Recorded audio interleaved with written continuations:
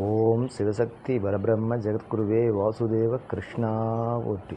September மாதம் 17ஆம் தேதி செவ்வாய்க்கிழமை ராசி பலன். ராசி நேயர்களே, உங்களுக்கு அஸ்வினி, பரணி, கார்த்திகை 3 நட்சத்திரக்காரர்கள் நல்லவிதமாக வாழ்வில் இருப்பீர்கள். ஏன் என்று கேட்டால், உங்கள் கிரகம் நல்ல ஒரு வலிமையாக இருக்கின்றன.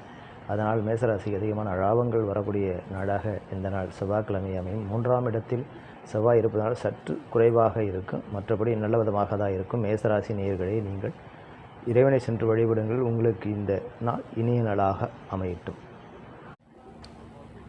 ரிஷபராசி நேயர்களே, உங்களுக்கு கார்த்திகை, ரோகிணி, மிருகசீரிடம் 3 நட்சத்திரக்காரர்கள் உங்கள் ராசிநாதன் 5ஆம் இடத்தில் அஸ்தங்கம் அடைந்திருக்கிறான். அதனால் செவ்வாய்க்கிழமையில் 2ஆம் இடத்தில் செவ்வாய் இருப்பதனால் வாய் வார்த்தைகள் கொஞ்சம் பதனமாக வேண்டும்.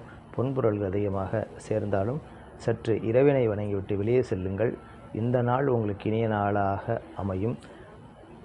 ஆலயம் சென்று இறைவனை வழிபடுங்கள். தீபம் ஏற்றி உங்களுக்கு அதிகமாக தொல்லைகள் இல்லாமலும் நல்ல விதமாக இந்த நாள் உங்களுக்கு அமையும். ரிஷபராசி நேயர்களே. மிதனராசி நேயர்களே, மிருகசீரிடம், திருவாதுரை, புனர்பூஷம் 3 நட்சத்திரக்காரர்களும் ராசிநாதன் 3ஆம் இடத்தில் சிம்மத்தில் இருப்பதனால், செவ்வாய் பகவான் ஜென்மத்தில் இருப்பதனால் இந்த நாள் உங்களுக்கு இனிய நாளாக லாப பலனாக ஆகக்கூடிய நாளாக இருக்கும். ஏன்னா புதன் பகவான் பூராதி புண்ணியாதி ஸ்தானத்தில் சூரியனோடு சேர்ந்திருப்பதனால் அதிகமாக மிதுனராசிக்காரர்கள் லாபத்தை அடையக்கூடிய நாளாக இருக்கும். செவ்வாய் பகவான் அங்கு இருப்பதனால் அது யுத்த கிரகம் என்று பொதுவாக சொல்லப்படும். அதனால் அதிகமாக குடும்பத்தில் வாய் வார்த்தைகள் தேவையில்லாமல் பொறுமையாக நிதானமாக சென்றினால் இந்த நாள் உங்களுக்கு மிதுனராசிக்காரர்களுக்கு நல்ல ஒரு வளமான நாளாக அமையும். கடகராசி நேயர்களே, உங்களுக்கு ராசிநாதன் 8ஆம் இடத்தில் இருப்பதனால், 2ஆம் இடத்தில் சூரியனும் புதனும் இருப்பதனால் உங்களுக்கு இந்த நாள் இனிய நாளாக அமையட்டும். உங்கள் ராசிநாதனுக்கு சந்திரன் நேரடியாக பார்ப்பதனால் இன்றைக்கு உங்களுக்கு சந்திராஷ்டிரமம் இருக்கிறது. அதை பார்த்து கவனத்தில் வைத்துக்கொண்டு இறைவனை வழிபடுங்கள். உங்களுக்கு கடகராசி நேயர்களுக்கு நல்ல ஒரு நாளாக அமையட்டும். 12ஆம் இடத்தில் செவ்வாய் இருப்பதனால் வெளியூர் செல்வது, வெளிதூரம் வேலைக்காக செல்வது, இறைவனை வணங்கிவிட்டு செல்லுங்கள். அதுவே உங்களுக்கு இன்றைக்கு லாப பலனாக ஆகக்கூடியது. இன்றைக்கு பௌர்ணமி, செவ்வாய் மதியத்துக்கு மேல் பௌர்ணமி இருக்கின்றன. ஆலயம் சென்று வழிபடுங்கள். சிறப்பாக இந்த நாள் உங்களுக்கு அமையும். சிம்மராசி நேயர்களே, உங்களுக்கு அங்கு ராசியிலேயே ராசிநாதன் இருப்பதனால் உங்களுக்கு மகம், பூரம், உத்திரம் 3 நட்சத்திரக்காரர்கள் அந்த சிம்மத்தில் இருப்பவர்கள் அனைவருமே உங்களுக்கு 7ஆம் இடத்தில் சந்திரன் சஞ்சாரிப்பதனால் நல்ல ஒரு லாப பலனை கொடுக்கக்கூடிய நாளாக இருக்கும். கல்வித்துறையில் இருப்பவர்கள் நல்ல ஒரு லாப பலனாக இருக்கும். கடை வைத்திருப்பவர்கள், வியாபாரம் செய்யும் வணிகர்கள் அனைவர்களுக்குமே இந்த நாள் இனிய நாளாக செவ்வாய்க்கிழமையாகும். பௌர்ணமி இருப்பதனால் இறைவனை வணங்கிவிட்டு பௌர்ணமியை சாமி கும்பிடுங்கள். நல்ல ஒரு இந்த நாள் இனிய நாளாக சிம்மராசிக்கு அமையும். செவ்வாய்க்கிழமை. கன்னிராசி நேயர்களே, உங்களுக்கு உத்திரம், அஸ்தம், சித்திரை 3 நட்சத்திரம் இங்கு இருக்கிறது. உங்கள் ராசிநாதன் 12ஆம் இடத்தில் சிம்மத்தில் இருப்பதனால் வெளியூர் வேலைக்கு செல்வது, கல்வி பயில்வதற்காக வெளியூர் செல்வது, வணிகம் கடைகள் வைத்திருப்பவர்களுக்கு நல்ல ஒரு லாப நாளாக இந்த நாளாகும். 6ஆம் இடத்தில் சந்திரன் சஞ்சாரிப்பதனால் சில சஞ்சலங்கள் உங்கள் மனதிற்கு வந்தாலும் இறைவனை வழிபடுங்கள். அது படிப்படியாக குறைந்த நல்ல ஒரு நாளாக இந்த செவ்வாய்க்கிழமை உங்களுக்கு அமையும். பௌர்ணமி என்று அதை கோவில் சென்று ஆலயம் சென்று வழிபடுங்கள். நல்ல நாளாக இந்த செவ்வாய்க்கிழமை உங்களுக்கு அமையும். துளாராசி நேயர்களே, உங்களுக்கு சித்திரை, சுவாதி, விசாகம் இந்த 3 நட்சத்திரங்கள் அங்கே இருக்கின்றன.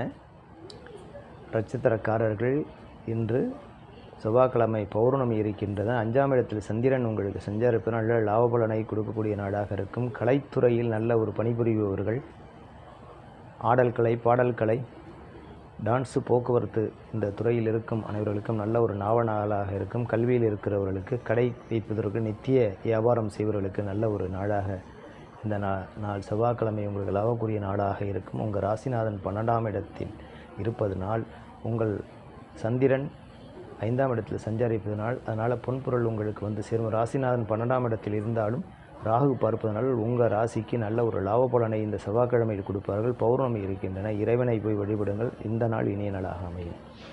விருச்சிக ராசி நேயர்களே, உங்கள் ராசிநாதன் 8ஆம் இடத்தில் இருப்பதனால் சந்திரன் உங்களுக்கு 4ஆம் இடத்தில் சஞ்சாரிப்பதனால் லாப பலனை கொடுக்கக்கூடிய நாளாக இந்த இருக்கும். கல்வியில் சற்று தடை வந்தாலும் நிதானமாக பயிலுங்கள், அது சண்டையாக மாறிவிடும். அதேபோல் வெளியூர் துளதூரம் சேர்த்து வேலை செய்பவர்கள் கொஞ்சம் நிதானமாக இருங்கள். ஏன்னா உங்கள் ராசிநாதன் 8ஆம் இடத்தில் இருப்பதனால் ரோகச்சத்துரு என்று சொல்லப்படும் ஆயுள்களுக்கு பணம் பருத்தி வருவதை சத்தை தடை செய்வான். அதே 4ஆம் இடத்தில் இருப்பதனால் குடும்பத்தில் நல்ல அந்நியோன்யங்கள் இருக்கும். நல்ல ஒரு மனநிலையை கொடுக்கக்கூடிய நாளாக இந்த செவ்வாய்க்கிழமை அமையும். பௌர்ணமி இருக்கின்றன, இறைவனை வழிபடுங்கள். இந்த செவ்வாய்க்கிழமை விருச்சிக ராசி நல்ல நாளாக அமையட்டும். ராசி நேயர்களே, உங்களுக்கு மூலம், போராடம், உத்திரம் 3 நட்சத்திரம் அங்கே இருக்கின்றன.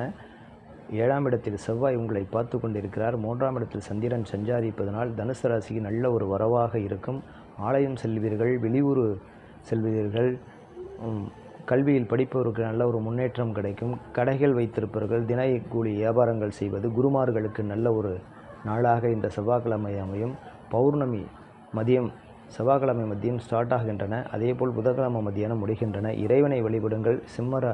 தனுசு ராசிக்கு நல்ல ஒரு லாப பலனை ஈட்டி குடிக்க நாளாக இந்த செவ்வாய்க்கிழமை அமையும். மகர ராசி நேயர்களே, உங்களுக்கு 2ஆம் இடத்தில் ஆட்சிக்குரிய சனி பகவான் இருக்கிறார். அதே சந்திரனும் அதிலே சஞ்சாரிக்கிறார்.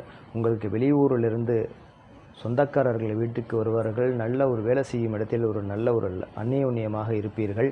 லாப பலனை கொடுக்கக்கூடிய இந்த செவ்வாய்க்கிழமை நல்ல விதமாக இருக்கும். வெளியூரில் வேலை செய்பவர்கள், வெளியூர் பணம் சென்று செய்பவர்கள் சற்று உங்களுக்கு 6ஆம் இடத்தில் செவ்வாய் இருந்தாலும் பல லாப பலனை சுமாராக தான் கொடுப்பார். ஆனால் இருந்தாலும் இறைவனை வழிபடுங்கள், அதுவே உங்களுக்கு முழு பலனை அளிக்கக்கூடிய நாளாக இருக்கும். பௌர்ணமி இருக்கின்றன. பௌர்ணமி ஆலயம் சென்று வழிபடுங்கள். இறைவனை வழிபட்டால் அந்த சற்று தடங்களாகும் காரியங்கள் உங்களுக்கு நல்ல விதமாக கைகூடும். இங்கே உத்திரம், திருவோணம், அவிட்டம் 3 நட்சத்திரம் இருக்கின்றன. ஆலயம் சென்று வழிபடுங்கள். உங்களுக்கு மகர ராசி நேயர்களே, இந்த நாள் இனிய நாளாக செவ்வாய்க்கிழமை அமையட்டும். கும்பராசி நேயர்களே, அவிட்டம், சதயம், புரட்டாதி 3 நட்சத்திரக்காரர்கள் இறைவனை வழிபடுங்கள்.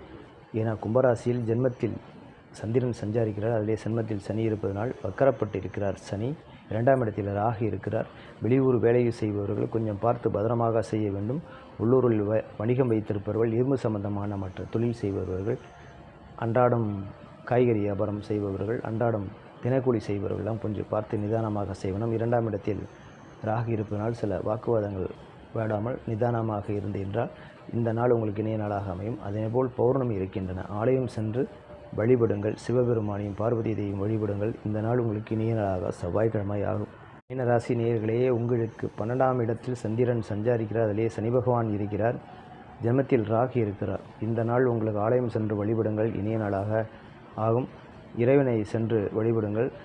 அதேபோல் 2ஆம் இடத்தில் உள்ள செவ்வாய் 3ஆம் இடத்தில் இருக்கிறார். பார்த்து நிதானமாக இந்த செவ்வாய் உங்களுக்கு போக வேண்டும். இல்லை என்றால் வெளிவட்டாரங்கள், வண்டி வாகனங்களில் ரொம்ப முக்கியத்துவமாக பார்த்து செல்ல வேண்டும். அதே சிவன் கோயில் ஆலயம் சென்று ராகு பகவானுக்கு விளக்கு போடுங்கள். அது உங்களுக்கு நல்ல ஒரு நாளாக இந்த நாள் அமையும். மீனராசி நேயர்களே, கொஞ்சம் கவனமாக ஆலயம் செல்வீர்கள், வெளியூர் போவீர்கள். ஆலயத்திற்கு வெளியூர் செல்வதெல்லாம் கொஞ்சம் ரொம்ப கவனமாக நிதானமாக சென்று வாருங்கள். என்ன வண்டி வாகனங்களில் போகும்போது ராகு பகவான் இருக்கிற சில தொந்தரவுகள் கொடுப்பார். அதனால் சிவன் கோவில் ஆலயம் சென்று வழிபடுங்கள். பௌர்ணமி இருக்கின்றன. அந்த பௌர்ணமியை இறைவனை ஆலயம் சென்று வழிபடுங்கள். நல்ல நாளாக இந்த மீனராசிக்கு அமையட்டும்.